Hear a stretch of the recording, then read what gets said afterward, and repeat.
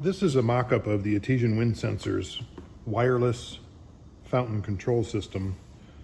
We have the wireless anemometer here. We have the time delay relay.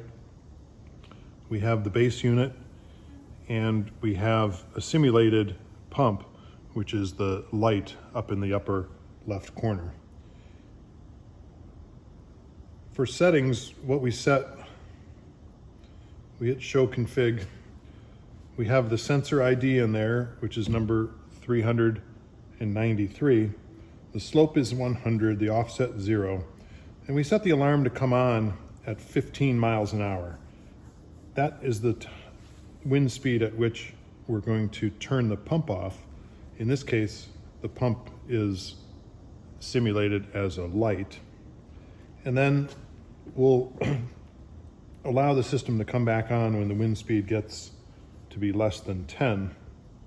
However, we can activate a timer, a delay, by setting these dip switches. That would delay the actual time when the pump would turn back on. So if we start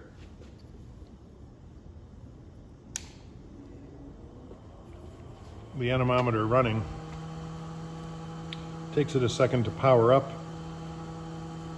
You'll see the miles per hour change.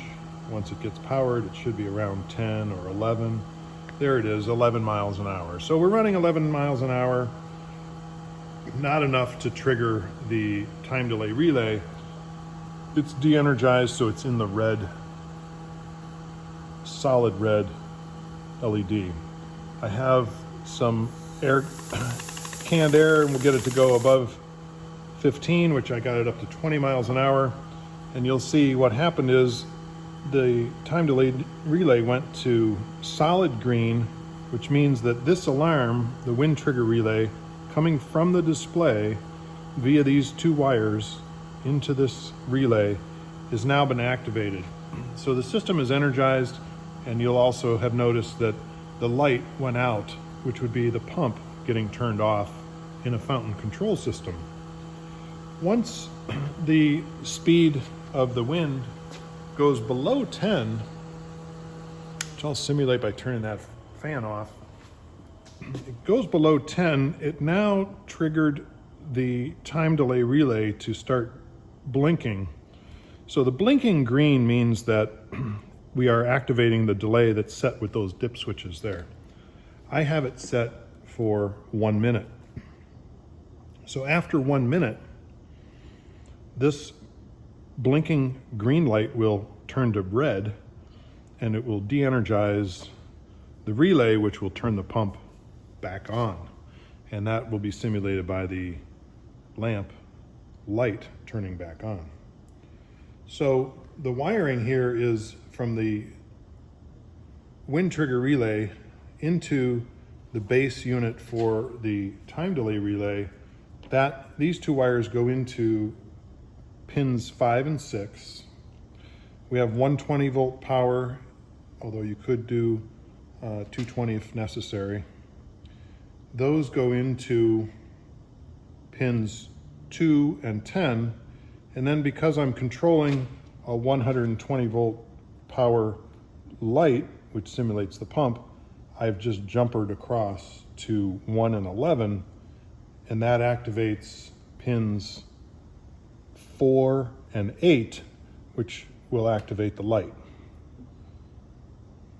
So 4 and 8 is the output to what it would be the pump, or in this case the light. 1 and 11 is the power that's going to go there. Powering the relay is 2 and 10. And the control switch goes to 5 and 6.